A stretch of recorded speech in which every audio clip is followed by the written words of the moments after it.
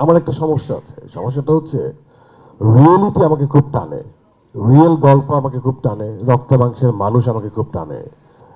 এটা different league, মানে it's not like professional ওয়েতে একজন ডিরেক্টর আমাকে ডিরেকশন দিচ্ছে। আমার কাছে মনে হচ্ছে যে আমরা সবাই মিলে এবং প্রত্যেকটা তরুণ থেকে শুরু করে শহীদুল থেকে শুরু করে মিখাইল ভিনদেশী একজন মানুষ, বাট এই মিখাইল ছাড়া আমাদের এই প্রোডাকশনটা করা সম্ভব হইতো না। কারণ হচ্ছে ও হয়তোবা ভিনদেশী, কিন্তু ও গল্পের সাথে এত বেশি কানেক্টেড ছিল।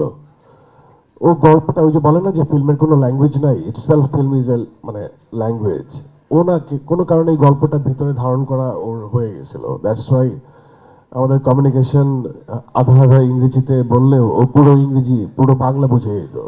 একটা পর্যায়ে ও বাংলা, আমরা তো দুষ্টামি করে গালি শিখাই দিতাম, আমাকে বাংলায় গালি দিতে পারে এখন। আপনারা বিশ্বাস না করলে ফোন দেন, বাংলায় গালি দিবে। তো এরকম। তো আমার কথা হচ্ছে যে আমার experience so far is very good. এবং আমার কাছে মনে হয় যে যারাই দর্শকরা যারা যাবে তারা ঠকবে না। কারণ আমি পার্সোনালি এরকম ভিজুয়াল বাংলাদেশি সিনেমায় এক্সপিরিয়েন্স করি নাই, একদমই করি নাই। এখন আমার একটা সমস্যা আছে। সমস্যাটা হচ্ছে রিয়েলিটি আমাকে খুব টানে। রিয়েল গল্প আমাকে খুব টানে। রক্ত মাংসের মানুষ আমাকে খুব টানে।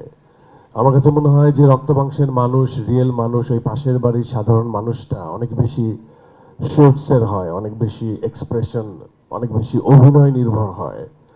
চরিত্রগুলো সংলাপ, এক্সপ্রেশন সবকিছু ডিল করতে হয়।